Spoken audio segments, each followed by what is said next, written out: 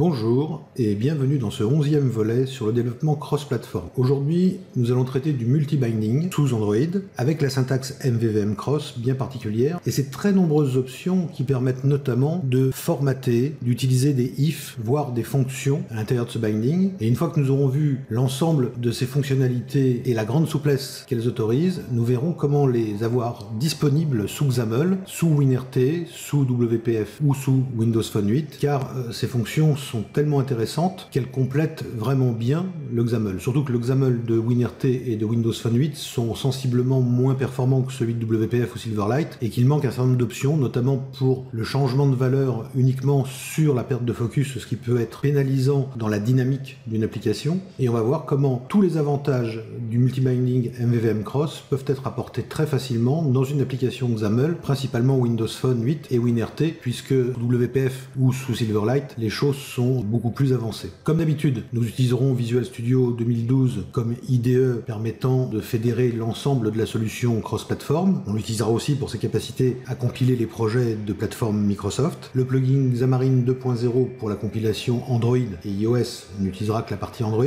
Et bien évidemment, les packages nuggets de MVVM Cross version 3 de Stuart Lodge. Avant de démontrer l'ensemble des possibilités du multibinding, il nous faut créer une solution. Comme nous l'avons vu dans la vidéo précédente, il existe un outil, le Ninja Coder pour MVVM Cross, qui permet d'accélérer la création complète d'une solution. C'est ce que je vais utiliser tout de suite, en ajoutant un projet que nous allons appeler tout simplement multibinding. On a besoin du projet noyau, projet de test, pas cette fois-ci, on va faire simple, une solution Android et une solution Windows Store. Tout le projet se crée automatiquement et nous avons maintenant une solution avec le noyau qui a été nommé correctement .core, la partie Android.Android et la partie Windows Store.Windows Store. Si on rebuild cette solution, all succeed et tous les packages MVVM Cross sont déjà intégrés pour nous. Reste plus qu'à mettre en place un view model de test avec quelques propriétés. Je ne vais pas vous embêter avec ça, on revient dans quelques instants quand j'ai terminé.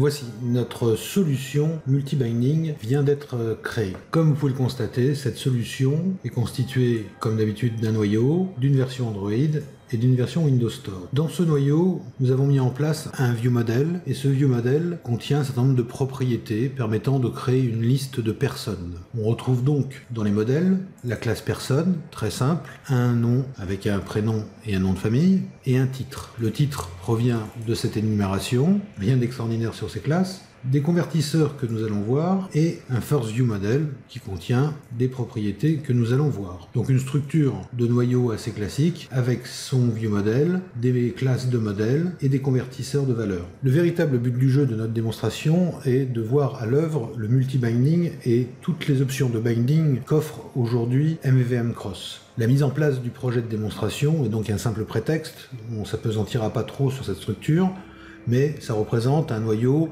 à peu près standard dans ses fonctionnalités, c'est-à-dire des données, des listes, des convertisseurs de valeurs, etc., etc. On retrouve une liste qu'on appelle people, qui est donc une liste de personnes, la classe qu'on a vue il y a quelques instants, avec une propriété people permettant d'afficher la liste des individus. Une propriété title, du type de l'énumération que nous avons vue, deux propriétés first name, last name, tout à fait classiques, des chaînes de caractères, un booléen, par exemple, pour l'acceptation des conditions générales, imaginons que ce soit l'inscription d'individus à un site web avec l'acceptation des conditions générales de vente. On a une propriété accepted de type booléen qui sera reliée dans l'interface à quelque chose de type checkbox. Une liste des titres refaite à la main, puisque les énumérations posent parfois des problèmes dans les bindings. On a donc recréé la liste, ici manuellement, des valeurs possibles de l'énumération. On pourrait envisager bien sûr d'autres techniques pour le faire. Ici, il s'agit de add commande, donc ajouter la personne à la liste, donc la personne dont on aura saisi le last name, le first name et l'acceptation. Ce code va créer une nouvelle instance de personne initialisée avec les valeurs actuelles du viewModel et les placer à l'intérieur de la liste people. Une fois que cela est fait, le titre, le first name, etc. sont réinitialisés, prêts pour une nouvelle saisie. Donc voici un noyau véritablement simple. Reste à voir les deux convertisseurs, un len value converter qui prend une string et qui retourne un entier et qui fait que calculer la longueur de la chaîne de caractères qu'on vient de lui passer. Et un strip value converter qui est un convertisseur de string vers string et qui permet de supprimer à l'intérieur de la string d'entrée certains caractères qu'on indique dans le paramètre et de retourner par exemple supprimer les S, supprimer les espaces et retourner une chaîne qui ne contient plus la valeur qui est supprimée. Donc deux convertisseurs de valeurs qui sont aussi des prétextes pour une mise en place assez complète d'un noyau et d'un projet d'UI suffisamment convaincant pour pouvoir permettre de mettre en œuvre toutes les solutions de binding que nous offre MVVM Cross 3. Et maintenant, nous allons étudier les deux versions Android d'abord et Windows Store ensuite des applications conçues sur la base de ce noyau. Passons ainsi à l'application Android. Nous ne regarderons pas dans le détail la mise en place d'une telle application puisque nous l'avons déjà fait dans les 10 vidéos précédentes. Nous nous concentrerons aujourd'hui uniquement sur la First View et sa mise en place puisque le multi-binding et toutes les autres options de binding d'MVVM Cross se situent au niveau de l'interface dans le fichier XML d'affichage pour Android. Regardons cette First View. On retrouve le titre avec un MVX Spiner de type combo box un peu amélioré, un first name, un last name, une case à cocher pour accepter les termes, un bouton permettant d'ajouter. En dessous, on retrouve un MVX List View qu'on a déjà étudié dans d'autres vidéos, qui est une liste bindable permettant d'afficher les objets. Cette liste est templétée par un item person qui affiche le titre, le prénom et le nom de famille avec 3 couleurs différentes. Soyons bien clairs là-dessus. Dans ces vidéos, nous traitons uniquement de la partie programmation et pas de la partie design. On va d'abord voir comment fonctionne cette interface de la façon la plus directe en lançant le programme. On retrouve notre interface telle qu'on la voit d'ailleurs derrière dans le Visual Designer de Visual Studio, qui est en fait le Visual Designer de Xamarin 2.0 intégré dans Visual Studio. Et ici, notre spinner qui nous permet de dire par exemple docteur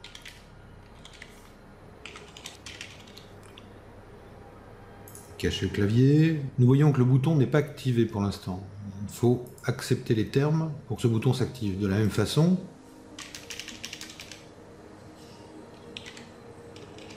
si je laisse vide, la fiche n'est pas complète, donc le bouton n'est pas activé. On s'imagine bien qu'il y a une question de multi-binding derrière, puisqu'il y a plusieurs conditions qui sont évaluées pour voir si le bouton peut être actif ou pas.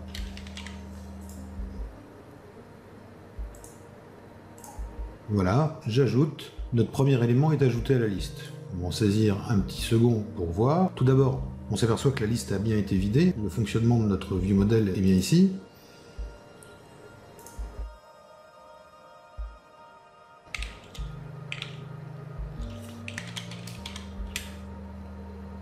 On accepte les termes, on ajoute. Et on a bien notre liste qui se constitue derrière. Pour l'instant, pas grand chose d'extraordinaire, en dehors d'un fonctionnement tout à fait sain, avec des listes de choix, avec des cases à cocher, un bouton qui s'active ou se désactive en fonction des conditions, donc quelque chose d'assez traditionnel. Revenons ici et regardons le code. Mais ce qui nous intéresse, c'est le binding. Alors regardons le premier qu'on rencontre, qu'on a déjà vu quelques fois, qui est la façon dont le MVX Spiner est bindé à la liste des titres avec un item source relié à la liste et le selected item relié au titre en cours. Quand l'utilisateur fait une sélection, la propriété title du viewModel est donc mise à jour automatiquement, ce qui nous permet de récupérer le titre sélectionné pour pouvoir créer la nouvelle fiche personne. Ce type de binding est appelé dans MVVM Cross le Swiss binding. Pourquoi? Parce que tel un couteau suisse, c'est une forme de binding simplifiée, puisque pour ceux qui ont suivi l'histoire depuis ses débuts, les premières versions du binding de MVVM Cross utilisaient une syntaxe JSON. Cette syntaxe, bien que jugée rapide, JSON ayant eu les faveurs de la mode il y a quelque temps, elle s'est avérée finalement assez lourde. Et dans MVVM Cross version 3, le Swiss binding est venu remplacer cette syntaxe un peu lourde pour la remplacer par une encore plus directe. Ce qui nous permet d'aborder le problème de la syntaxe générale des bindings dans MVVM Cross, qui passe par un local MVX bind avec un nom item source ici la propriété qui nous intéresse du MVexPiner, et le nom de la propriété du vieux modèle auquel la liaison est faite. Un point virgule et un autre couple de propriétés, donc une seule déclaration de binding avec autant de binding que nécessaire séparés par des points virgules. Pour l'instant, nous n'affichons que des choses qui ressemblaient à la fiche de saisie qu'on vient de faire tourner à l'instant. Regardons quand même la commande. Son MVexBind, regardons comment il est fait. Le clic du bouton est connecté au add command. Jusqu'à là, rien que de très simple. Mais si on regarde la propriété enable et qu'on regarde cette syntaxe qui est écrite là, il y a quelque chose d'assez sophistiqué. Puisqu'on est à l'intérieur d'un fichier XML, on ne peut pas utiliser bien entendu certains symboles comme le greater than ou le ampersand, donc le et commercial, qu'on est obligé de remplacer par des équivalences de ce type-là, ce qui fait que la syntaxe n'est pas très lisible, il faut bien l'accepter, mais en revanche elle est très pratique. Le enabled, donc la propriété enabled du bouton qui est ici, est bindée non plus à une simple propriété, mais elle est liée à l'ensemble de ces propriétés qui sont évaluées au sein d'une expression. Comme on peut le voir, on a la longueur du first name, et d'où vient ce len? Ce len, si vous vous rappelez, provient des convertisseurs de valeurs mis en place dans le noyau, le len value converter, qui retourne un entier quand on lui présente une chaîne, et cet entier étant la longueur de cette chaîne. On a déjà vu dans des vidéos précédentes comment utiliser les convertisseurs de valeurs dans MVVM-Cross en déclarant derrière le binding une virgule avec le converteur égale le nom du convertisseur avec éventuellement son paramètre. Dans la syntaxe complète mise en place dans la dernière version de MVVM-Cross, on peut utiliser directement le nom du convertisseur, donc débarrassé de son suffixe, c'est-à-dire value converter. On peut l'utiliser comme une fonction directement, en passant à l'intérieur la valeur qui est convertie avec une virgule et le paramètre, si on a besoin de passer un paramètre. Donc ici, tant que la longueur du first name est supérieure à 0, et ici nous avons deux et commerciaux, donc la fonction logique et booléenne, et que la longueur du last name est supérieure à 0, et que la propriété accepted, qui est donc un booléen, est donc vrai, le enabled sera vrai. Ce qui veut dire que si l'une de ces trois propriétés ici, bien qu'elle soit calculée dans des expressions, change de valeur, le binding, le résultat du binding qui est fait sur enable, doit changer immédiatement. Relançons l'application pour bien comprendre la simultanéité de ce multi-binding.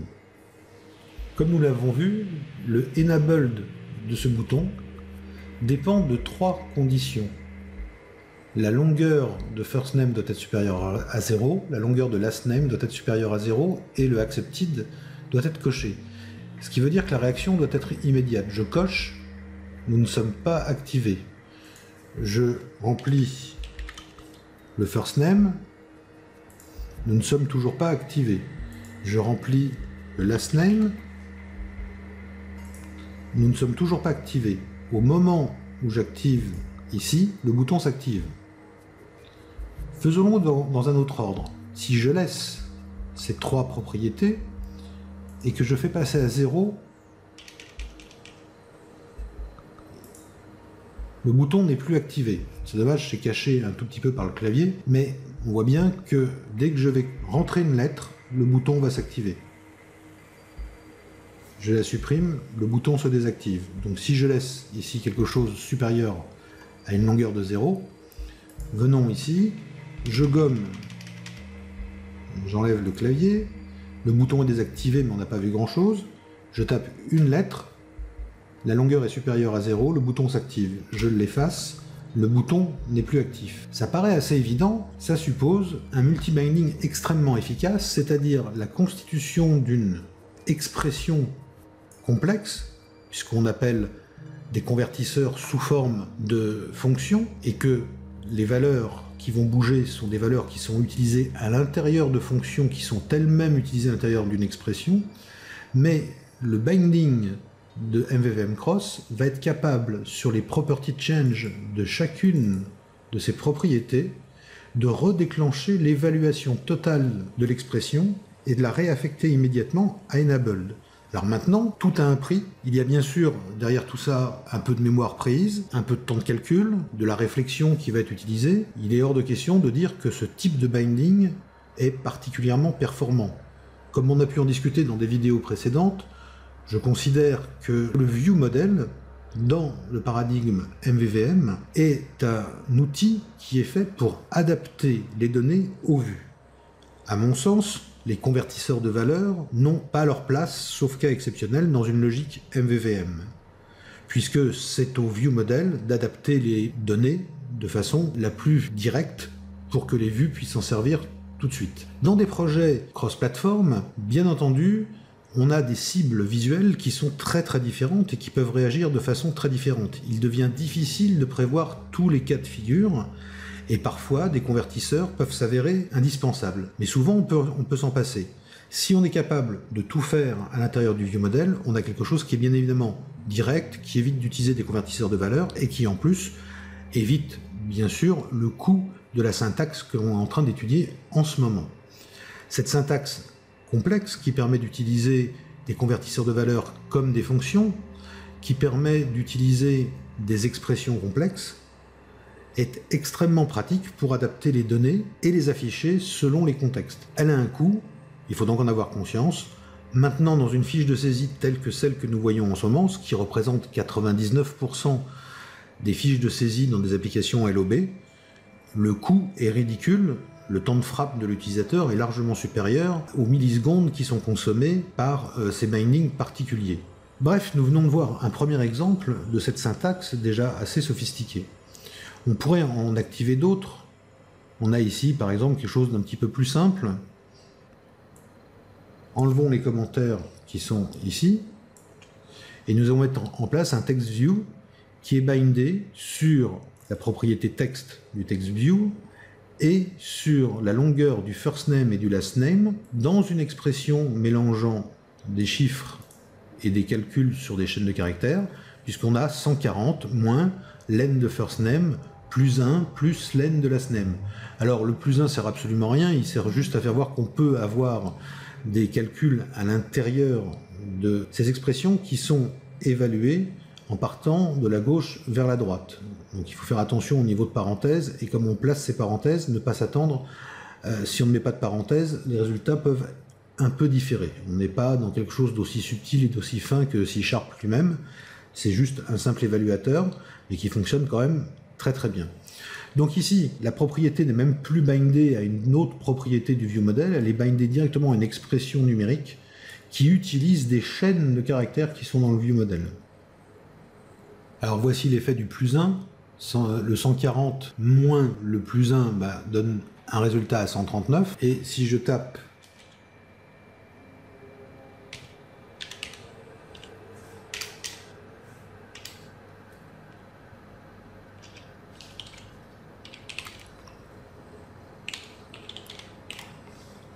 donc avec un décompte qui est extrêmement réactif, c'est vraiment très réactif, sachant que déjà le simulateur est un peu long à la détente, on voit qu'on n'a absolument aucune gêne. Ici, un effet immédiat d'une propriété bindée à une expression complexe, et on voit que dès que l'une des propriétés engagées à l'intérieur de cette expression change, le binding est mis à jour automatiquement. D'autres exemples peuvent être trouvés. Activons ce text view qui, à la propriété texte du text view, associe trois différentes propriétés que sont le first name, le last name et le title, avec une mise en forme utilisant la concaténation avec des chaînes de caractères. Relançons immédiatement. Le nouveau text view apparaît en jaune. Docteur. On va cacher ici.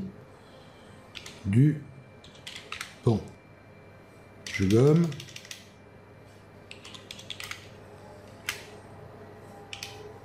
Je viens changer le titre.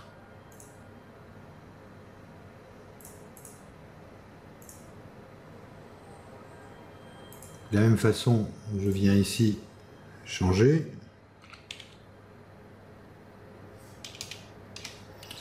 tout aussi immédiat. Très pratique pour faire une mise en page un peu spéciale qui, bien évidemment, ne peut pas forcément être prévue du côté ViewModel, qui ne peut pas prévoir à chaque fois la façon dont l'interface va utiliser les données pour les mettre en forme afin que ça soit plus agréable pour l'utilisateur final. Ici, on a donc de la logique qui est mise du côté de l'interface utilisateur, une logique assez limitée, certes, mais déjà assez complexe, et dont il ne faut pas abuser, puisque si on a besoin de mettre en forme d'une certaine façon les choses, on est dans des projets cross-platform, il faut s'assurer que les mises en page sont les mêmes partout, et laisser trop de liberté et trop de logique côté interface utilisateur, c'est bien évidemment ouvrir la porte à des différences importantes au final dans les visuels sur les différentes plateformes.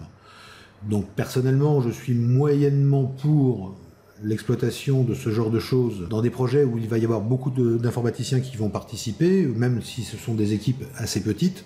Mais si chacun s'occupe l'un d'Android, l'autre de Windows Store, l'autre de Windows Phone, on risque d'avoir au final des interfaces très très différentes.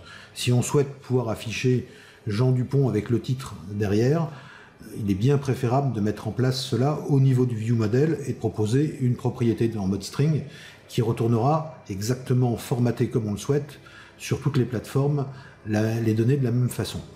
Mais quoi qu'il en soit, dans un projet, ce type de liberté peut être prise, car ça facilite énormément le travail, ou ça permet en tout cas d'améliorer grandement une interface sans avoir à toucher au noyau. Regardons encore un exemple.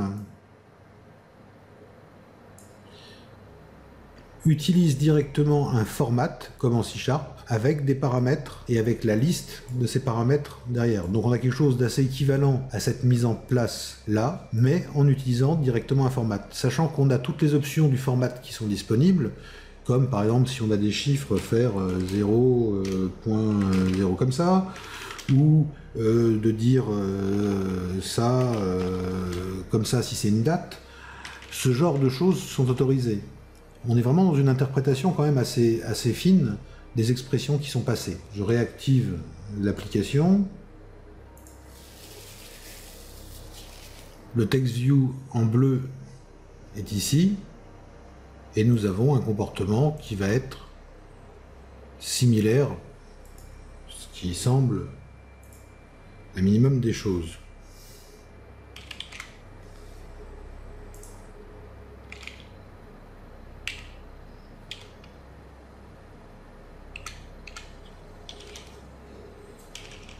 Encore un autre exemple, ce texte ViewC voit sa propriété texte reliée à une expression qui est un if. If, condition, alors vrai, sinon faux. Une alternative simple, mais qui permet de faire des formatages, bien évidemment, assez sophistiqués, puisque dans ce cas-là, si c'est accepté, nous inscrirons, grâce à un format, le first name et le last name, et tant que le accepted n'est pas passé à vrai, nous afficherons le titre et le last name.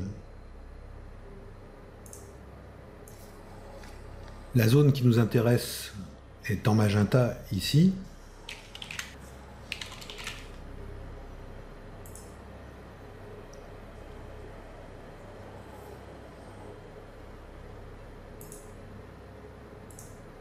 Choisir un titre.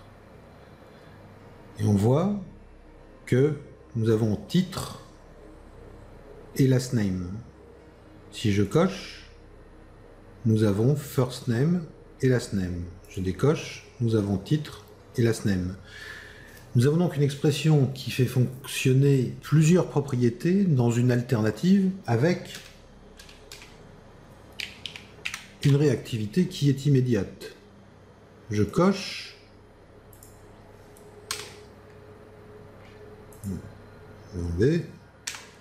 c'est immédiat.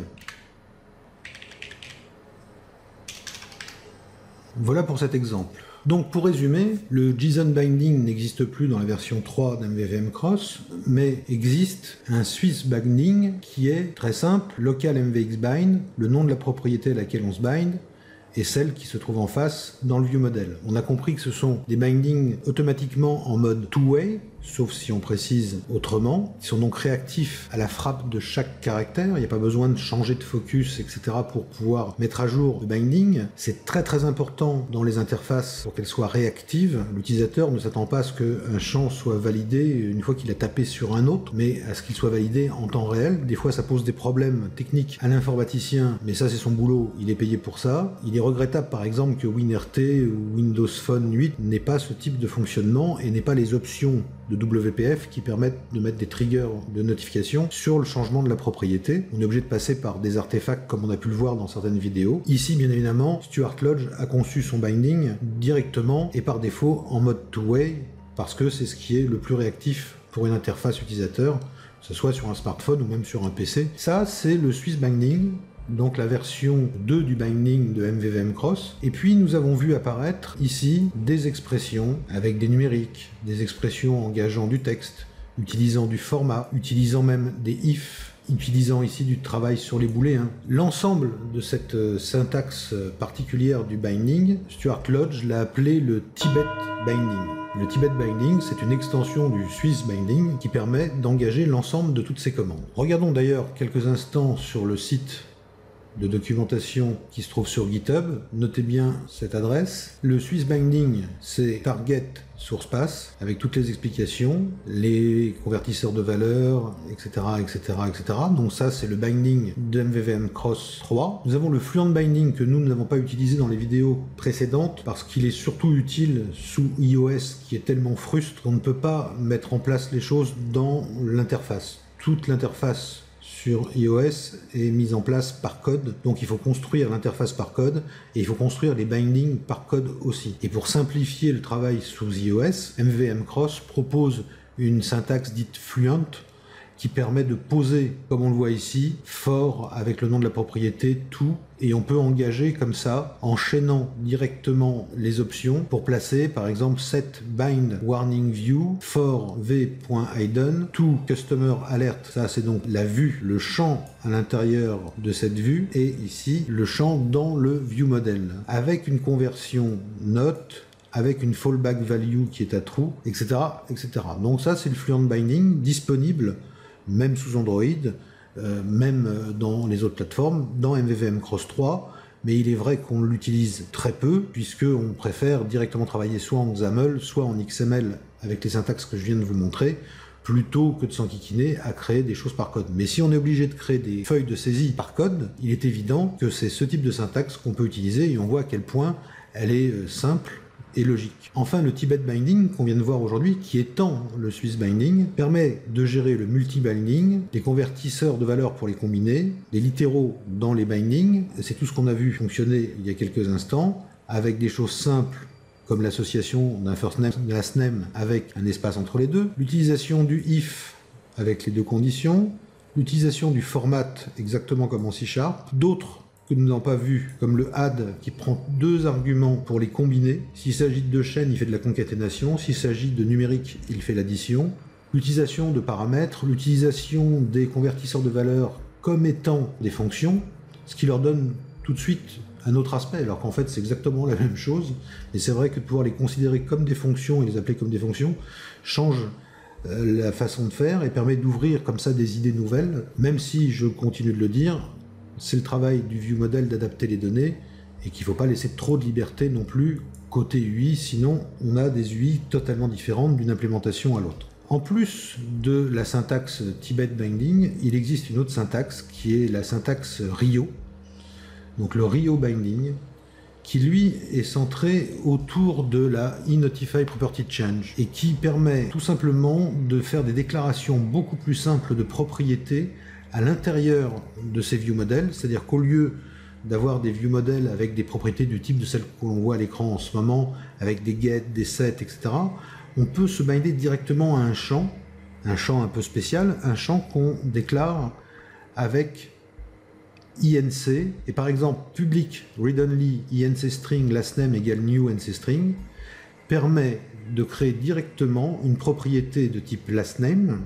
En fait, c'est un objet plus compliqué qui est créé derrière, et c'est le lastName.value dans ce cas-là qui est retourné, mais MVVM Cross saura se servir de cette propriété comme s'il s'agissait d'une véritable propriété va lui implémenter automatiquement le eNotify property change, et on pourra donc dans son code écrire lastName.value égale hello, mais on pourra faire un binding directement sur lastName à l'intérieur de son interface. On a aussi le method binding, puisqu'on utilise aussi pas mal de commandes, par exemple une public commande, au lieu de l'avoir sous une forme qui oblige d'abord à déclarer la commande, puis l'initialiser quelque part, soit dans son setter, comme Stuart Lodge aime le faire, ou comme moi je préfère le faire dans le constructeur, avec une commande qui est déclarée avec un get public et un set privé.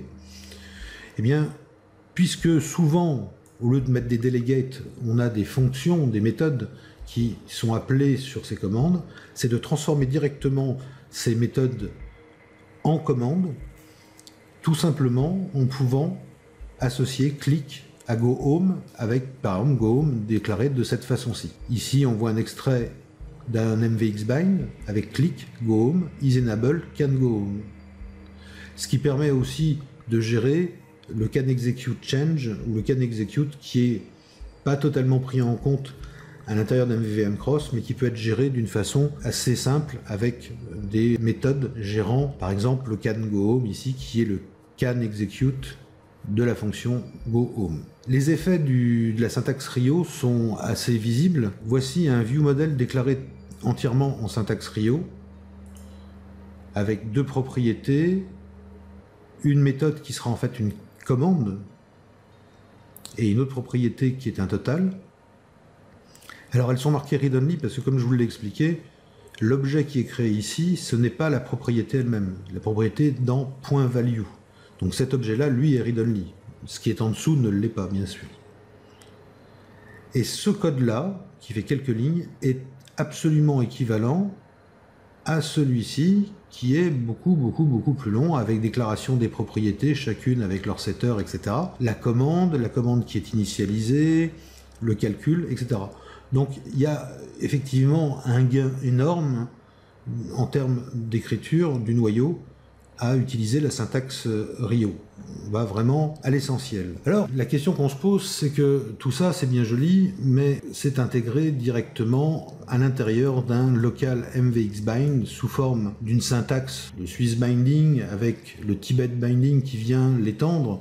On se dit, oui, bon, déjà, le Swiss binding, c'était pas utilisable en XAML parce que on utilise directement le binding qui a été conçu pour et qui est quand même très riche. Mais là, du coup, avec le Rio et le Tibet binding, on se dit c'est quand même franchement dommage de ne pas pouvoir utiliser tout ça du côté XAML, surtout quand on sait les faiblesses du XAML de WinRT ou de Windows Phone 8, on se dit qu'il serait quand même plutôt sympathique de pouvoir l'utiliser. Eh bien, c'est possible. C'est possible à une condition d'intégrer certains packages. Alors, à la date où je vous parle, le package Nugget n'est pas encore disponible, donc il faut récupérer les binaires sur GitHub et mettre la référence à la main. Les derniers binaires, en tout cas, et ceux qui sont toujours à jour, se trouvent sur GitHub à cette adresse-là, pour la version Mac et pour la version Visual Studio 2012 sur PC. Mais il y a fort à parier que dans quelques jours, une semaine ou deux maximum, Stuart Lodge aura mis à jour les packages Nugget de telle façon à ce que ça soit disponible directement par le même biais. C'est prévu pour, je pense que c'est juste une question de temps de debug pour le faire. Donc on va voir dans quelques instants comment tirer parti de l'ensemble de cette syntaxe à l'intérieur d'une application XAML, ce qui devient bien évidemment plus intéressant puisque cette syntaxe déjà passionnante peut être utilisée sur toutes les plateformes et on retrouve là bien l'esprit de base de MVVM Cross, c'est d'être cross-platform, d'être un facilitateur bien plus qu'un framework MVVM et d'être un facilitateur et de proposer donc les mêmes facilités sur toutes les plateformes. Comme je viens de le dire, il serait vraiment incroyable de pouvoir utiliser cette même syntaxe, au départ un binding tout à fait artificiel, créé pour Android principalement, et qui serait utilisable en XAML, bien que nous disposions déjà dans ce langage d'un binding naturel. Mais les options sont telles à l'intérieur de ce binding nouveau d'MVVM Cross qu'on pourrait être très intéressé de le vouloir disponible sous XAML. C'est possible, comme on peut le voir dans l'application Store qui est ici. On va d'abord la lancer. Et on retrouve une interface absolument similaire. avec des petits changements, puisque quand les conditions ne sont pas acceptées, on dit qu'il n'y a rien à voir, et quand elles sont acceptées, on affiche le titre avec le nom de famille. On s'aperçoit au passage de quelque chose d'assez intéressant, c'est qu'ici, quand je change, je n'ai pas besoin de changer de zone, je n'ai pas besoin de faire perdre le focus à last name pour que la mise à jour de la propriété bindée en UI se mette à jour. A-t-on utilisé ici les mêmes astuces que celles que je vous ai déjà fait voir, notamment comme un behavior attaché, ou des choses de ce genre-là? Eh bien non. La seule chose, c'est qu'on a remplacé les bindings traditionnels WinRT XAML par des bindings Swiss binding avec syntaxe améliorée Tibet.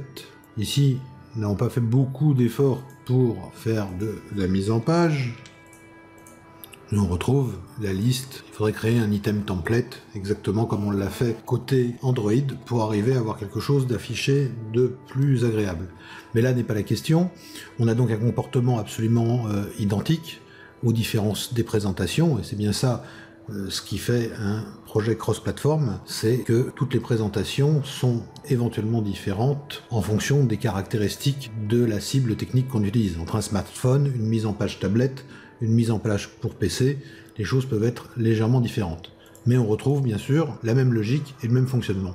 Alors il y a juste là où on a un peu moins d'options que du côté de l'application Android qu'on vient de voir. Pourquoi? Parce qu'on va pas revoir 40 fois les mêmes choses. Allons directement dans la First View XAML pour regarder comment les bindings ont été mis en place. Prenons le champ de titre par exemple. La combo box qui est ici voit sa propriété item source utilisé au sein d'un MVX bi.nd, donc MVX bind, pour revenir à quelque chose d'assez similaire à la syntaxe Android, avec une expression, et on retrouve ici le Swiss binding, avec plusieurs propriétés liées. Ici du Swiss binding très simple, qu'on a utilisé à la place du binding, mais pourquoi le first name a-t-il été utilisé avec cette nouvelle forme de binding plutôt qu'avec le binding XAML? Le gain est évident, puisque tant que WinRT ne sera pas au niveau de WPF, le binding ne peut pas être modifié pour déclencher le trigger sur le changement de propriété. Il faut donc que le changement de focus ait lieu pour valider une zone, ce qui en termes d'expérience utilisateur est absolument médiocre. Donc soit on rajoute des propriétés attachées assez lourdes à mettre en place et peu agréables en termes XAML à programmer, étant donné qu'en plus il faut répéter une nouvelle fois le nom de la propriété qui est concernée, quitte à faire tout ce boulot-là, autant le faire une seule fois en utilisant le Tibet Binding d'MVVM Cross, qui nous offre le même résultat, le mode two-way par défaut, et bien évidemment toute la palette d'extensions qu'on retrouve dans le Tibet et le Rio Binding.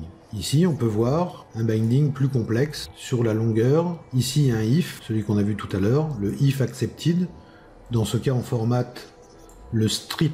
Donc le strip qui est un convertisseur de valeur qu'on a vu très rapidement dans le noyau au départ et qui supprime une chaîne de caractères arbitraire d'une autre.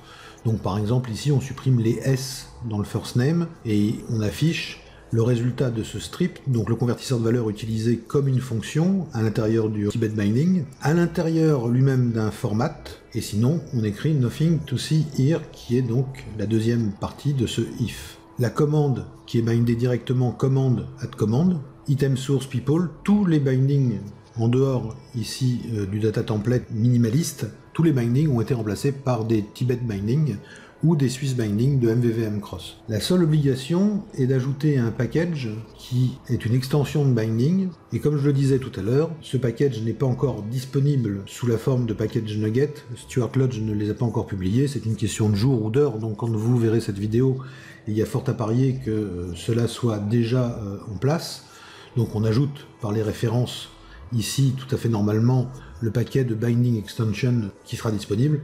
Sinon, il suffit, comme je le disais tout à l'heure aussi, d'aller chercher les binaires, et vous pouvez ici download zip automatiquement télécharger le paquet de tous les binaires, notamment ceux de VS 2012, et faire la liaison vous-même avec le binding X pour Windows Store, qui permet d'ajouter le binding à l'intérieur des applications Windows Store. Quelques autres petites modifications sont à faire.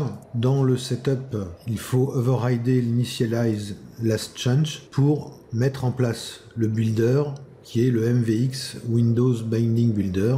Mais sinon, il n'y a pas grand-chose à faire pour disposer de cette nouvelle syntaxe côté XAML. L'intérêt, c'est que bien évidemment, cette extension va être disponible sur toutes les plateformes, de WPF à Windows Phone, en passant donc par Android. Et c'est intéressant de voir comment un framework cross-platform conçu dès le départ pour le cross-platform, propose à la fois un support MVVM tout à fait convenable, de même niveau que peut l'être celui de MVVM Lite par exemple, mais en plus ajoute cette petite couche supérieure avec cette notion de plugin, avec son binding particulier, et qui permettent de faciliter réellement la mise en place des différentes couches d'interface, que cela soit sous Windows Store, sous Android, et que tout ça se ressemble beaucoup au final, que c'est presque un jeu, comme je l'ai déjà fait remarquer, de pouvoir ajouter des plateformes sur un même noyau, qui est un cœur qui, lui, ne l'oublions pas, notre Multi-Binding Core ici, ce noyau, c'est le cœur total de l'application, c'est le code métier, c'est tout ce qui fait l'unicité du travail fait par l'application, et ça a été écrit une fois et une seule, grâce à une Portable Class Library, grâce au plugin Xamarin, et grâce à MVVM Cross, bien entendu, et que ce code-là ne va pas bouger. Ce code-là est celui qui est le plus complexe, c'est celui qui, dans une vraie application, fait le plus de choses, contient tout le savoir-faire. Lui n'existe qu'en un seul exemplaire, il est juste référencé par ces projets, qui rajoutent MVVM Cross, et qui bénéficie d'un seul coup d'un ensemble de services cross-platform absolument incroyable. Le travail de Stuart Lodge est vraiment dingue sur ce framework. Donc voici pour aujourd'hui le Swiss et le Tibet Binding pour Android et pour les autres plateformes, dont les plateformes XAML. J'espère que cela vous aura intéressé et vous aura surpris. Et bien évidemment, pour la prochaine vidéo, stay tuned.